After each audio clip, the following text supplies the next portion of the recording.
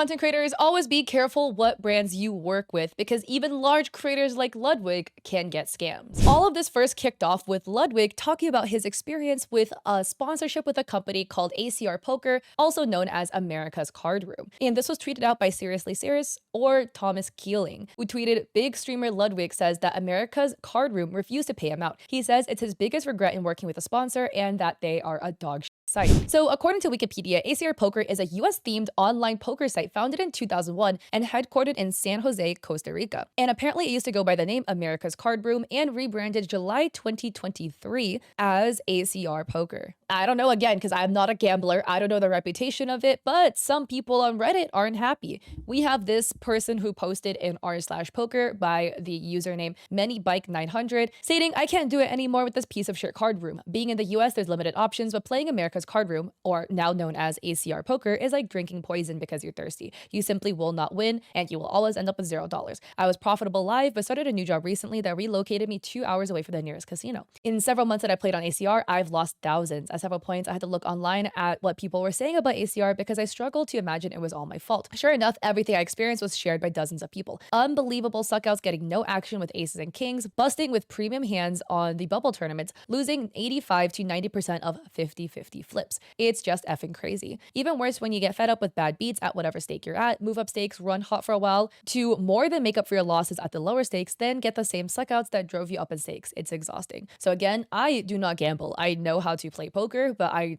dabble in it in occasional family poker nights where the only thing at stake are plastic chips with no value. I gamble in rolling skin loot orbs and blind boxes. But anyways, back to Thomas's tweet. Let's hear what Ludwig has to say. And this was prompted because somebody in chat asked, "Out of all the sponsors you've done, which one have you regretted the most?" Of all the sponsors you've done, which one do you regret the most? The sponsor that I regret the most is a poker company I used to work with called American Card Room. I was only sponsored to play poker. They did have a casino, but I never got sponsored to play the casino, only the poker. Now, you might think I regret it because I was promoting gambling or something. I didn't give a fuck about that. I think poker is a dope game. I think anyone should be allowed to play poker if they're of age and have enough funds and money and understand the game, of course. So I actually don't have a problem with that at all. The reason I regret it is because that company refused to pay me out, and the money that I earned playing poker, because I won a bunch of tournaments, I would then gamble on their site, and it was so fucking hard to pull the money out. And so if it's hard for me, it means it's hard for the other people who I was promoting it to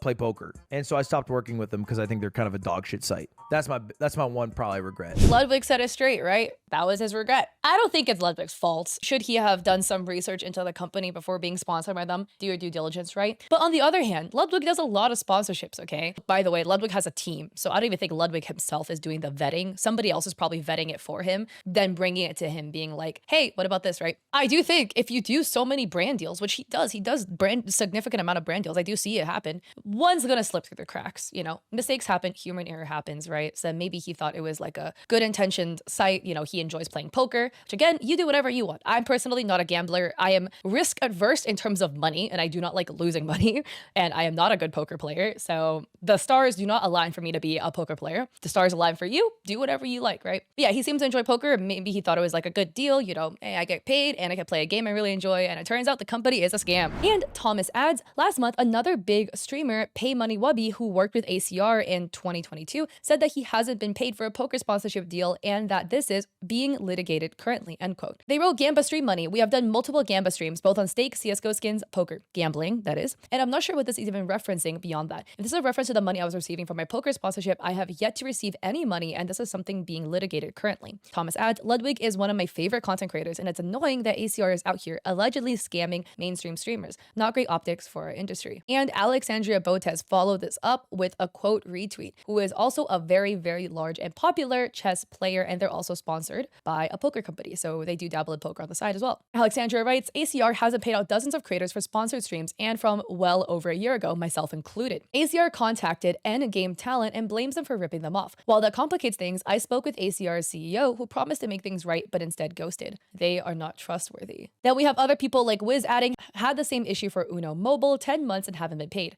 / ghosted me. Alexandra says, I'm sorry to hear. Jonathan adds, Scott Ball scamming again, shocking. And Alexandra says, says, what has he scammed in the past? And Jonathan linked to a forum exposing a potential scam. So who is this person, Scott Ball? I was again trying to do some snooping into who the hell this guy is. So if we go to LinkedIn and look up Endgame Talent, they have 6 employees on LinkedIn. That's only on LinkedIn. And Scott Ball is listed as the president at Endgame Talent. Let's go back to the forum that Jonathan linked. The forum reads, I am so sorry, I'm going to be butchering names. Mike Matsuo has called out high-stakes online cash game organizer and former head of Twitch Poker, Scott Ball, in his most recent podcast. The segment is from 9:50 to 38 minutes. And the TLDR reads, according to Mike Matsuo, Scott Ball was entrusted by Phil Hellmuth to run Phil's private online cash game starting in March 2020. From May to June 2020, the mouth says Scott Ball scammed, cheated, and ghosted Phil Hellmuth's private game for $800,000 by colluding with Scott's accountant buddy, who players were paying $1K a week on the side, and another friend. Mike says during the segment that Scott Ball has admitted allegedly to this. Mike also says that Scott Ball colluded with Horses versus Phil Nagy one night when Phil Nagy was drunk for a profit of $270,000. The mouth says he was skeptical about Scott Ball from the start and that there were always friction between the two, but that they were still on speaking terms up until December 2020 when Scott was found out. Mike says Scott Ball also lost $400,000 playing versus Jason Kuhn and Nick Petrangelo. Mike estimates that Scott Ball cost Phil Hellmuth's private games $1.5 mil to $1.8 mil total. There are other details included as well. Mike says he's revealing this publicly because the amount far exceeds $50,000 or $100,000, which would be more acceptable in Mike's world. Because again, in the poker gambling world, they deal with large sums of money. But in this case, the amount is 7 figures, says Mike. That is not a good look. Again, this is all alleged, right? We currently have he said, she said. And again, I personally do not dabble in the poker world whatsoever because I myself am not somebody who enjoys gambling, but that is also not a good look.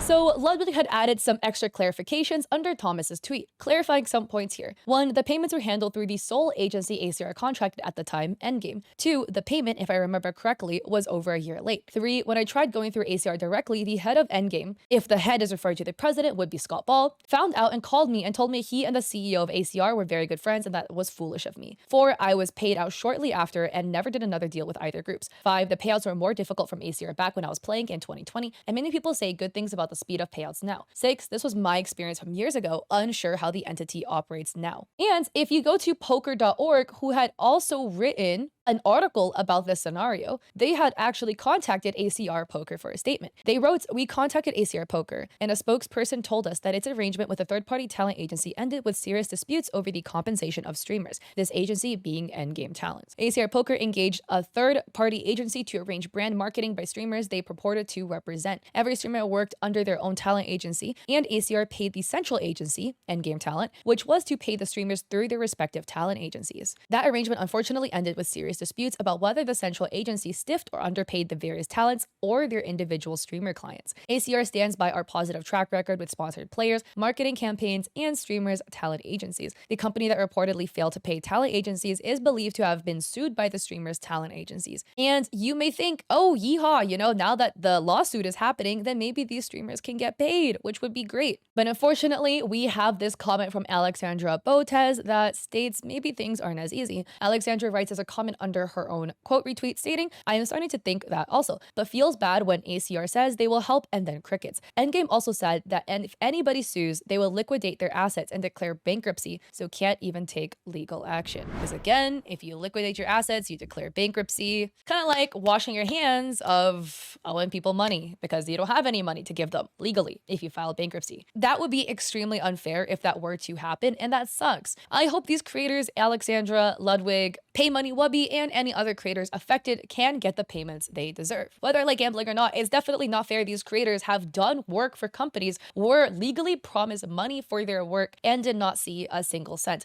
I'm glad Ludwig got paid, but it sounds like Alexandra still hasn't, which if that is the case, I truly hope there's some way that she can get the money that she is rightfully entitled to. But again, this just goes to show, as creators, we should always be extremely careful when it comes to working with companies and make sure they are vetted. Again, this is not the fault of the creators, right? There's really no way you can know. And especially if you do so many deals, there's bound to be 1 or 2 that's going to give you problems. And unfortunately, this was the case for these creators. I really hope they can get their money back. If you like this video, I appreciate it. If you like it, subscribe, and also check me out on Twitch because I stream 3 days a week, Mondays, Wednesdays, Saturdays at 6 p.m. PST. So I hope to catch you guys there or in another one of my videos. Peace.